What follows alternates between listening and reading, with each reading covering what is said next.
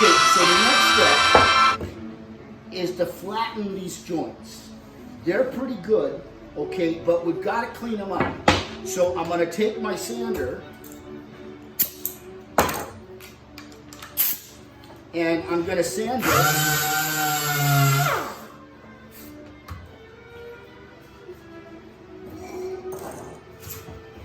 This is sliding all over the place.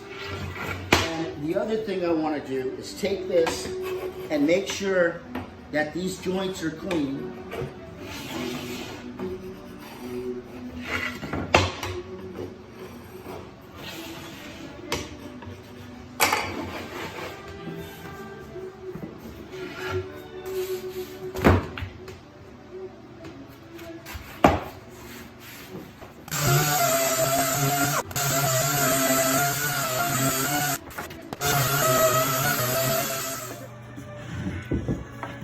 So I've got my cabinet. If you notice, I've got the cleats so I can get in here and out.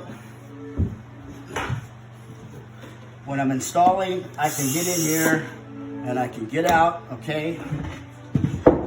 And now I have my face frame that's ready to rumble. I'm gonna check this. And again, nothing's perfect. I've got a 30-second, a 30-second, a 30-second, a 30-second, a 30-second, a 30-second. And if you remember in class, I don't ever want to see the plywood exposed. That's bad and wrong. When it's melamine, when it's pre-finished material, it's bad. So I want it to be like this and be proud there. So I've done a really good job to be a 30-second all the way around, ready to rumble. Okay, so they have the pocket screws, you know, Craig.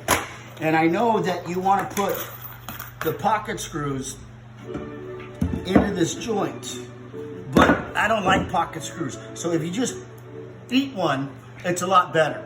So in the wood shop, what I've done, because I can't go back to school right now, is if you see, I've got a lap joint. So if you turn around and you see this going through, now you see this going through. So it's very similar to our picture frame at school in that I've got a lap joint here, but I've also put a lap joint here. That's easier, that's faster, and it's way better. So my face frame is gonna come like this, and then I'm gonna get a side panel that's gonna look just like this, but we're gonna run a miter.